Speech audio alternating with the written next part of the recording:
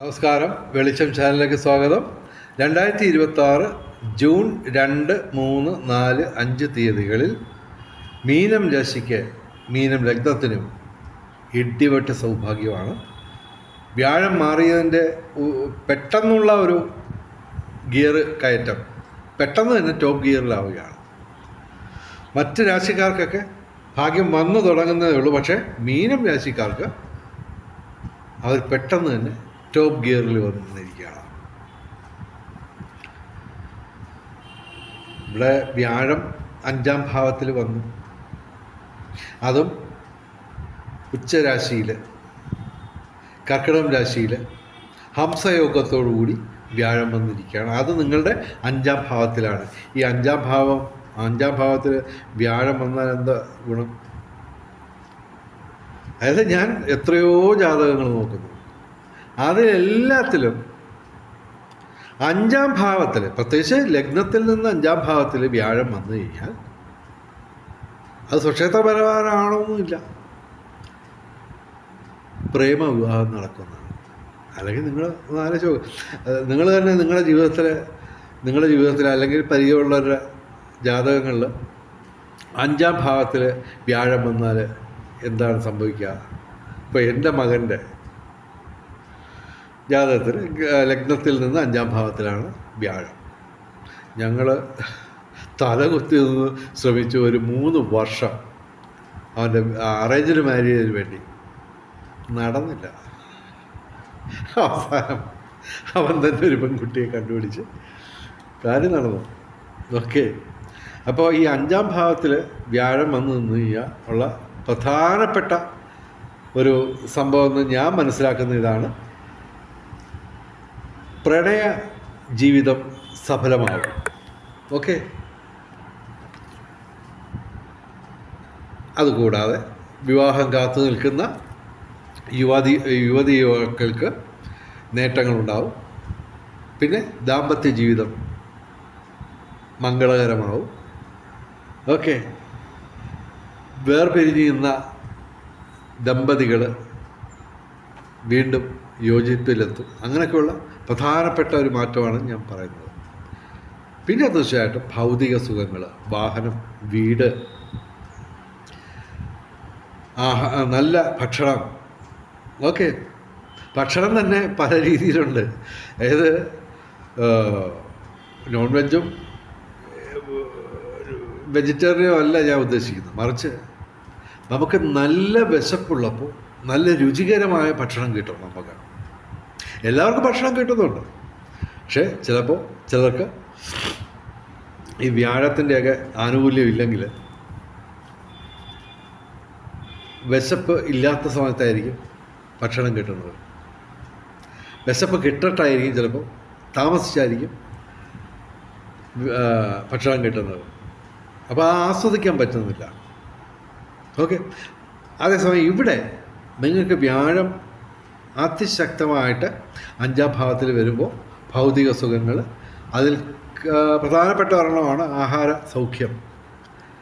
തീർച്ചയായിട്ടും നല്ല ഫുഡ്, നിങ്ങൾക്ക് ഇഷ്ടപ്പെട്ട ഭക്ഷണം കിട്ടും, അതും കൃത്യസമയത്ത് തന്നെ. പിന്നെ ഒരു കാര്യമുണ്ട്, നിങ്ങളുടെ ഗ്രഹനിലയിലും വ്യാഴവും ശനിയൊക്കെ അനുകൂലമായി ഇരുന്നെങ്കിലേ ഈ ഇത് രാശിഫലമാണ് നമ്മൾ പറയുന്നത്. അപ്പോൾ ഇതിൽ നിന്ന് നമ്മൾ തുടങ്ങുന്നു. പിന്നെ വേറെയൊക്കെ ഒരുപാട് കാര്യങ്ങളുണ്ട്. ഓക്കെ, ജ്യോതിഷം എന്ന് പറഞ്ഞാൽ അത്യഗാധതയുള്ള ഒരു സബ്ജക്റ്റാണ്. ഞാൻ ഈ ജ്യോതിഷത്തിലേക്ക് വന്നത് ഇതിൻ്റെ ഒരു ഗഹനത കണ്ടിട്ട് തന്നെയാണ്. അപ്പോൾ നമ്മൾ അത്രത്തോളം ഗഹനമായിട്ട് പോകുന്നില്ല. പൊതുവിൽ നമ്മളെ ഇന്നസെൻ്റ് പറയുന്നത്, പൊതുവെ പറയുകയാണെങ്കിൽ സർവ്വവിധ സൗഭാഗ്യം നിങ്ങൾക്ക് വരാൻ പോകും. അതുകൂടാതെ ഈ ദിവസങ്ങളിൽ ചന്ദ്രൻ അനുകൂലമാണ് നിങ്ങൾക്ക്. 2-ാം തീയതി 3-ാം തീയതി ചന്ദ്രൻ 10-ാം ഭാവത്തിൽ, കർമ്മഭാവത്തിൽ, 11-ാം ഭാവത്തിലേക്ക് വരും 4-ാം തീയതി 5-ാം തീയതി. ഓക്കെ, അപ്പോൾ തീർച്ചയായിട്ടും തൊഴിൽപരമായിട്ടുള്ള നേട്ടം അതിവിടെ സൂര്യനും അനുകൂലമാണ്. ഓക്കെ, 3-ാം ഭാവത്തിൽ സൂര്യൻ അനുകൂലമായിട്ട് നിൽക്കുകയാണ്. അപ്പോൾ തൊഴിൽപരമായിട്ടുള്ള നേട്ടം ഈ ഇടവമാസം മുഴുവനുണ്ടാവും. അപ്പോൾ അത് കണക്ട് ചെയ്ത് നമുക്ക് നോക്കുക. കർമ്മഭാവത്തിലാണ് ചന്ദ്രൻ.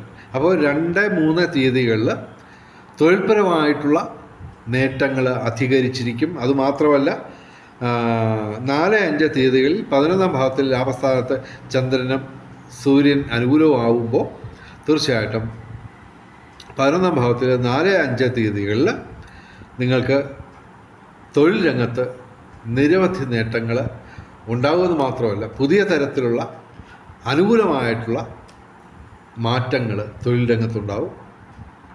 ഓക്കെ. പിന്നെ വ്യാഴത്തിൻ്റെ കാര്യം ഞാൻ പറഞ്ഞു, സർവ്വവിധ സൗഭാഗ്യമാണ് നിങ്ങൾക്ക് പറഞ്ഞിട്ടുള്ളത്. പക്ഷെ അത് ശനിയും വ്യാഴമൊക്കെ ഗ്രഹനിലയിൽ അനുകൂലമായിരിക്കണം. ഓക്കെ. പിന്നെ ഉണ്ട് നിരവധി കാര്യങ്ങളുണ്ട്. കർമ്മത്തിൽ പാലിക്കേണ്ട വിശുദ്ധി, മന്ത്രജപങ്ങൾ, ദാനധർമാദികൾ, ഈശ്വരനായിട്ട് ചേർന്ന് നിന്നെങ്കിൽ ഇതെല്ലാം കിട്ടത്തുള്ളൂ. ഇവിടെ 6 ഗ്രഹങ്ങൾ പെട്ടെന്ന് അനുകൂലമായിട്ട് വരികയാണ്. അതിനു മുമ്പ് ജൂൺ 1 വരെ കഷ്ടിച്ച് 4 ഗ്രഹങ്ങളായിരുന്നു അനുകൂലമായിട്ടുള്ളത്. ഇവിടെ ഇപ്പോൾ പെട്ടെന്ന് 6 ഗ്രഹങ്ങൾ അനുകൂലമായിട്ട് വരുന്നു. അതായത് പെട്ടെന്ന് ടോപ്പിൽ.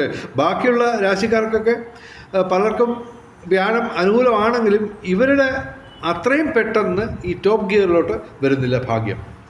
അത് ഇവിടെ സംഭവിച്ചിരിക്കുകയാണ്. പിന്നെ ജന്മശനിയാണ്. ഓക്കെ.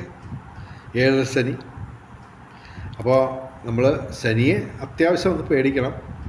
നമ്മൾ ശനിയാഴ്ച വ്രതം എടുക്കുക. ഓക്കെ. എൻ്റെ ഒരു രീതി അങ്ങനെയാണ്. ഞാൻ എല്ലാവരോടൊക്കെ പറയുന്നത് ഇതാണ്. നമ്മൾ എല്ലാ ശനിയാഴ്ചയും നമ്മൾ ശനി അനുകൂലമാണെങ്കിലും അല്ലെങ്കിലും വ്രതമെടുക്കുക. ശിവന്, അയ്യപ്പന്, ശനിക്ക് വഴിപാട് നടത്തുക വ്രതമെടുത്ത് ശനിയാഴ്ച. അതിവിടെ ജന്മശനി ആയതുകൊണ്ട് നിർബന്ധമായിട്ട് നിങ്ങൾ ചെയ്തിരിക്കണം. പിന്നെ തീർച്ചയായിട്ടും ഭാഗ്യവർദ്ധനവിന് വേണ്ടി ശിവക്ഷേത്രത്തിലും സർപ്പപ്രതിഷ്ഠയുള്ള ക്ഷേത്രങ്ങളിലും ദർശനം നടത്തുക. ഇവർക്ക് ഈ പറഞ്ഞ നേട്ടങ്ങൾക്ക് പുറമെ അത്യാവശ്യം ഭാഗ്യപരീക്ഷങ്ങളിൽ സാധ്യതയുണ്ട്.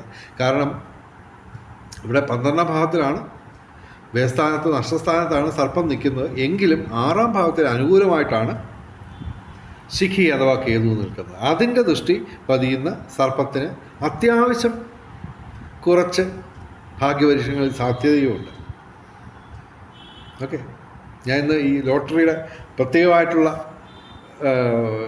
ഇത് പറഞ്ഞപ്പോൾ ആദ്യം പറഞ്ഞത് 2-ാം തീയതിത്തെ ലോട്ടറിയുടെ ഈ ഭാഗ്യപരീക്ഷങ്ങളിൽ സാധ്യതയുള്ള നക്ഷത്രക്കാരെ കാര്യം പറഞ്ഞപ്പോൾ ആദ്യം പറഞ്ഞ മീനം രാശിയിലാണ്. പറഞ്ഞു വരുമ്പോൾ സർപ്പ അനുകൂലമായിട്ട് നമുക്ക് കണക്കാക്കിയെടുക്കാം. കാര്യം ശിഖി അഥവാ കേതു 6-ാം ഭാവത്തിൽ അനുകൂലമായിട്ട് നിൽക്കുന്നു. പിന്നെ തീർച്ചയായിട്ടും ശുക്രനും ബുധനും അനുകൂലമാണ്. അപ്പോൾ കലാസാഹിത്യ രംഗത്തും ബൗദ്ധിക രംഗത്തും വിദ്യാഭ്യാസ രംഗത്തും ഉയർച്ചയുണ്ടാവും. വിവിധ സ്രോതസ്സുകളിൽ നിന്ന് ധനവരവും ഉണ്ടാവും. അതാണ് വ്യാഴത്തിൻ്റെയും അനുകൂലമായിട്ടുള്ള ഭാവം കൊണ്ടാണ്. അങ്ങനെ പെട്ടെന്ന് മീനം രാശിക്ക് അടിമുടി ഒരു മാറ്റം വരികയാണ്. ഓക്കെ. നിങ്ങളുടെ ജ്യോതിഷപരമായ സംശയങ്ങൾക്ക് ഞാൻ മറുപടി പറയുന്നതാണ്. വാട്സാപ്പിൽ ബന്ധപ്പെടുക. ഫോൺ വിളിക്കരുത്. എൻ്റെ വാട്സാപ്പ് നമ്പർ 9847291363. പിന്നെ ഇതൊക്കെ പറഞ്ഞു തരുന്ന എൻ്റെ ചാനൽ ദയവായി സബ്സ്ക്രൈബ് ചെയ്യുക. അപ്പോൾ മീനം രാശിക്കാരെ പെട്ടെന്ന് മറ്റ് രാശിക്കാരെയൊക്കെ ഓവർടേക്ക് ചെയ്ത് അവർ ടോപ്പ് ഗിയറിൽ നാഷണൽ ഹൈവേയിൽ കയറിയിരിക്കുകയാണ്. തുടക്കം നല്ലത് തന്നെയാണ്. അത് വ്യാഴം ഇതായിട്ട് അനുകൂലമായിട്ട് വരുമ്പോൾ ചന്ദ്രനും ഇവിടെ അനുകൂലമായിട്ട് അങ്ങ് വരികയാണ്. ഓക്കെ. അപ്പോൾ സംഭവം 11-ാം ഭാവത്തിൽ ചന്ദ്രൻ വരുമ്പോൾ കൂടുതൽ നേട്ടം. അപ്പോൾ ഉറപ്പിച്ച് പറയാം, ജൂൺ 2, 3, 4, 5 തീയതികൾ ഇടിവെട്ട സൗഭാഗ്യമാണ് മീനം രാശിക്കാർക്ക്. മീനം രാശി എന്ന് പറയുമ്പോൾ നിങ്ങൾക്കറിയാം, പൂരുരുട്ടാതി അവസാന പാദം, ഉത്രട്ടാതി രേവതി. ഓക്കെ. അപ്പോൾ തൽക്കാലം ഞാൻ നിർത്തുന്നു. വീണ്ടും ഇതുപോലെ നല്ല ദിവസങ്ങൾ വരുമ്പോൾ തീർച്ചയായിട്ടും ഇടയ്ക്കിടയ്ക്ക് മീനരാശിയുടെ ഫലം ഇടയ്ക്കിടയ്ക്ക് ഇടേണ്ടി വരും. കാര്യം അത്രയധികം ഭാഗ്യം ഇവിടെ ഇപ്പോൾ നിൽക്കുകയാണ്. അപ്പോൾ അത് കുറച്ച് ജൂൺ 22-ാം തീയതിയൊക്കെ ആകുമ്പോൾ ചൊവ്വയും അനുകൂലമായിട്ട് വരും. ഓക്കെ, എന്തായാലും ആകെ മൊത്തം ടോട്ടൽ ഇടിവെട്ട സൗഭാഗ്യമാണ് മീനം രാശിക്കാർക്ക്. തൽക്കാലം ഞാൻ നിർത്തുന്നു, വീണ്ടും വരും. അപ്പോൾ എല്ലാ വീഡിയോകളുടെയും നോട്ടിഫിക്കേഷൻ കിട്ടാൻ ദയവേത് സബ്സ്ക്രൈബ് ചെയ്യുക, അതുപോലെ തന്നെ ബെല്ലൈക്കൺ ക്ലിക്ക് ചെയ്യുക. നമസ്കാരം, ശുഭദിനം.